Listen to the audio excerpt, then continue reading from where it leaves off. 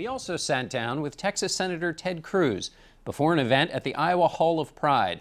We began by asking about granting automatic citizenship to the children of undocumented workers. I think birthright citizenship as a policy matter doesn't make sense.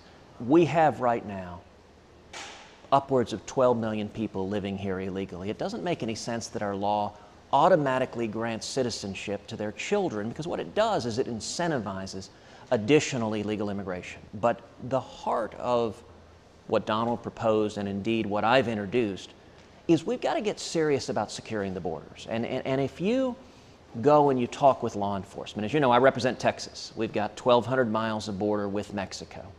When you go visit with law enforcement, when you visit with Border Patrol agents about what works, the number one most effective tool that works is boots on the ground. That's why I filed legislation to triple the Border Patrol. I was very glad to see that Donald Trump agrees with that proposal.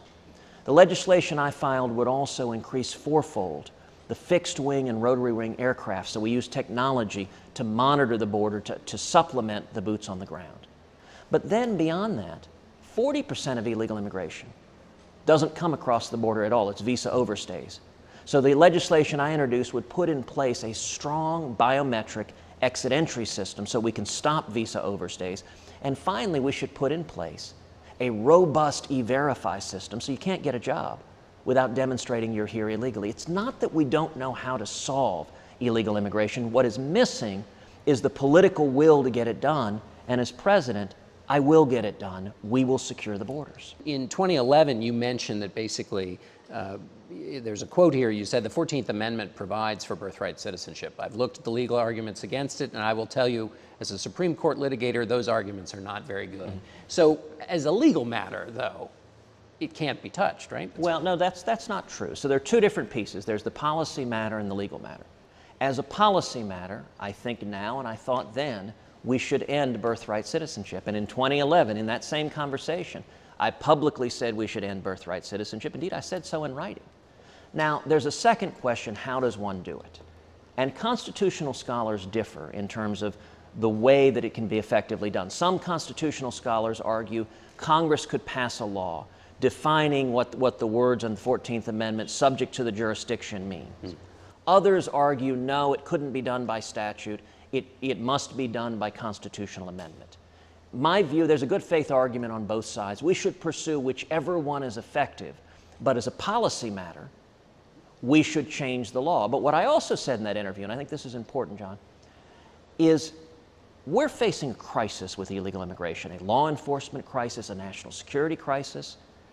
Any change in birthright citizenship, be it a statute or a constitutional amendment, will take many, many years. So the first priority should be securing the border, and we can do that with a president, unlike President Obama, who will actually enforce the laws and get the job done. Let me ask you about religious liberty. You're hosting a gathering here in protection of religious liberty. In your speech announcing your presidency, you talked about it. You've talked about it ever since. Yes. We know that that will be part of your presidency. What in a Cruz presidency would same-sex marriage look like? Well, when it comes to religious liberty has been a foundational passion of mine for decades. And I have a long record of standing and defending religious liberty and winning successfully. Whether it was defending the Ten Commandments monument on the state capitol grounds, winning 5-4 before the U.S. Supreme Court, defending the Pledge of Allegiance, the words "one nation under God," winning unanimously in front of the Supreme Court, or defending the Mojave Desert Veterans Memorial, a lone white Latin cross where I represented 3 million veterans. Defending that memorial, we won 5-4 in front of the U.S. Supreme Court.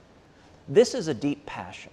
And, you know, today we're pre-taping at this rally here in Iowa that has thousands of people in support of religious liberty. And what this rally is doing is it's telling the stories of ordinary people across the country who are here today, who stood up for their faith and who were persecuted. And, you know, a lot of folks in the media, that they belittle the threats to religious liberty. They say they're not real, they're made up.